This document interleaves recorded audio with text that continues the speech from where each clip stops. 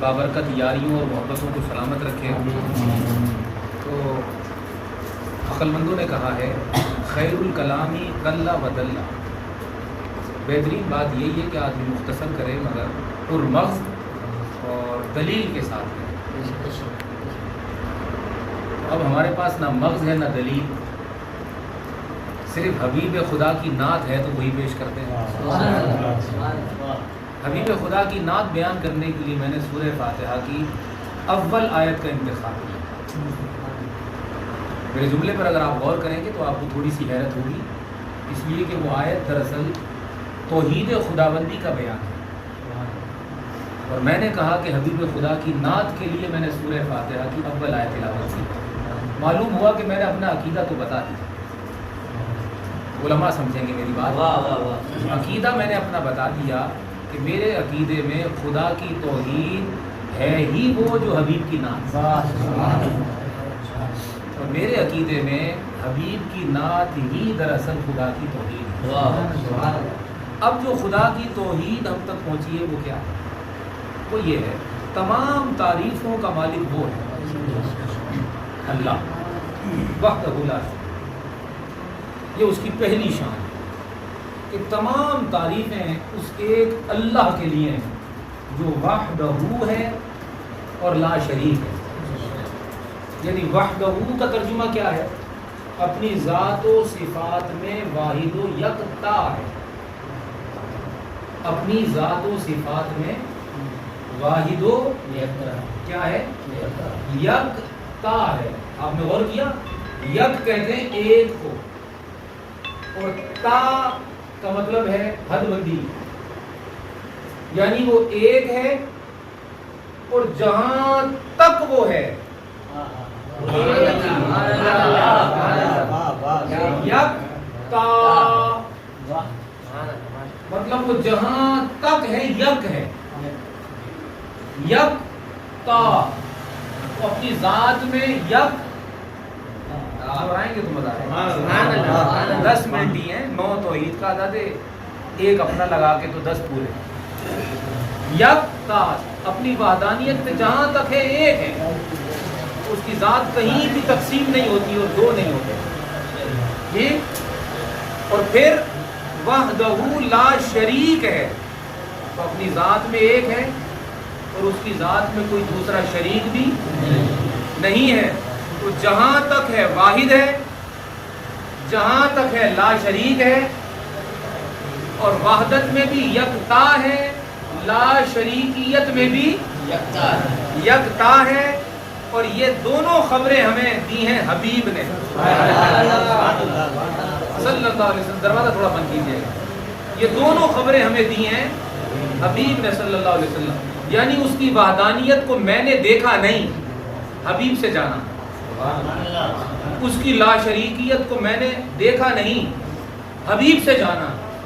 اب ذرا حبیب سے عرض کرتے ہیں کہ یا رسول اللہ آپ یہ بتائیے کہ آپ فرما رہے ہیں وہ واحد ہے، وہ لا شریک ہے، تو ہم تو آپ کی خبر پر ایمان لائیں گے، ہماری سعادت ہے، مگر کیا آپ نے بھی بن دیکھے ہی تسلیم کیا ہے کہ وہ ایک ہے؟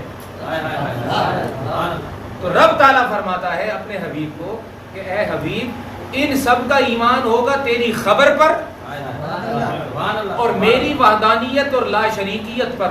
اے حبیب آپ کا ایمان خبر سے نہیں ہوگا، ان سب کو آپ بتائیں گے، آپ کو ہم دکھائیں گے۔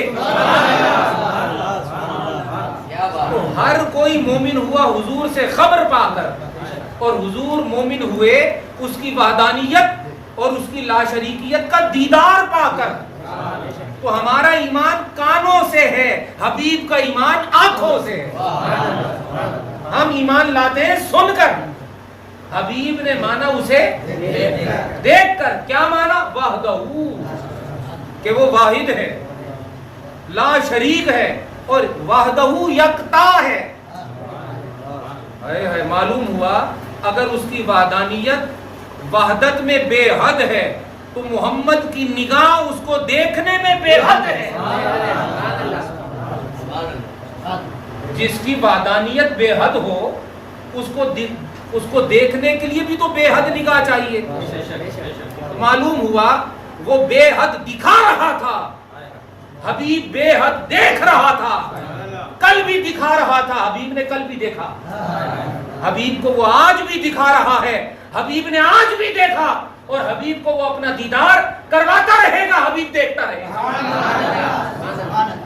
اور ہم جو کہتے ہیں وحدہ لا شریک ہے، تو ہم حبیب سے خبر پا کر کہتے ہیں کہ وہ وحدہ لا شریک ہے، معلوم ہوا وہ دکھا رہا ہے، حبیب دیکھ رہا ہے۔ اب دیکھ رہا ہے تو کسی کو بتانے کے لیے دیکھ رہا ہے، تو خدا دکھاتا ہے اپنے لیے کہ میں خدا ہوں، حبیب دیکھتا ہے اس کا حبیب ہونے کے لیے کہ میں اس کا حبیب ہوں، اور چونکہ حبیب دیکھتا ہے تو ہم بھی محروم نہ رہے، اسے دیکھتا رہتا ہے، ہمیں بتاتا رہتا ہے، معلوم ہوا حبیب تھا، حبیب ہے، حبیب رہے گا۔ تو خدا کی وحدانیت بھی موجود تھی، الحمدللہ میں یہی اعلان ہے، اور حبیب کی رسالت بھی موجود تھی، رب العالمین میں یہی اشارہ ہے کہ وہ پوری کائنات کا رب حضور کے تصدق میں ہے۔ اور آخری بات کہہ کر عرض کرتا ہوں کہ جب خدا اور بندے کے درمیان رشتہ حبیب کے بغیر ممکن ہی نہیں ہے، تو میں علماء سے یہ گزارش کرتا ہوں ہاتھ جوڑ کر کہ ہمیں لوگوں میں حضور کی محبت کی نسبت کو مضبوط کرنے کی محنت کرنا ہے۔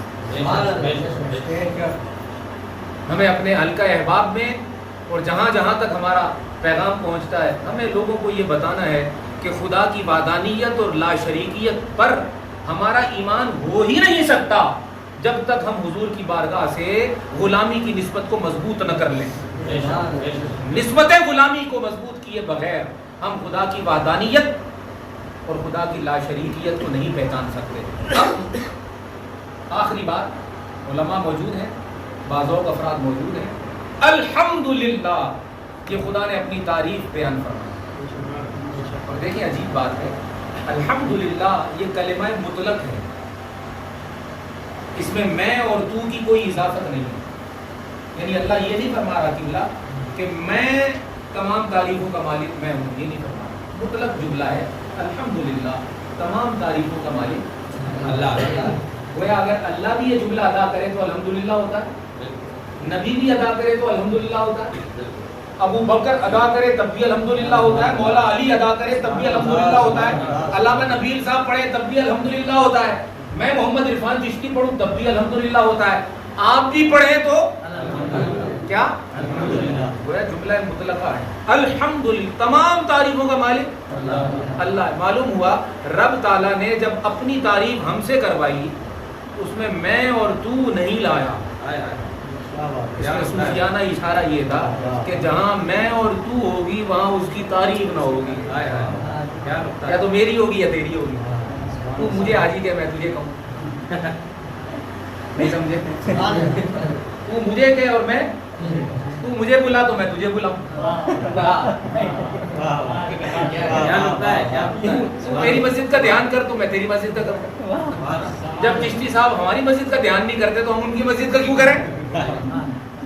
نہیں سمجھے، عقل مندہ رہا اشارہ کافی ہے، یعنی چشتی صاحب جب اور میں اور تو کا خیال نہیں کرتے تو پھر ٹھیک ہے بھائی، تو جہاں میں اور تو ہوگی وہاں الحمدللہ تو نہیں ہوگی، اور جہاں الحمدللہ ہوگی وہاں میں اور تو کو دفن کرنا ہوگا۔ میں اور تو کو دفن کیے بغیر الحمدللہ ادا نہیں ہو سکتی۔ نماز میں اللہ اکبر کہہ کر جب ہم داخل ہوتے ہیں قسم خدا کی میں نہیں ہوتی، ہاں اللہ اکبر کہنے سے پہلے نیت تھی کہ میں نیت کرتا ہوں، تو پتا تھا وہاں تک تو میں تھی، لیکن جب اس نے کہا اللہ اکبر میں ختم ہو گئی، پھر کہا سبحانک اللہم و بحمدک میں ختم ہو گئی، پھر جب اس نے قرآن پڑھا الحمدللہ رب العالمین، یہاں بھی میں ختم ہو گئی۔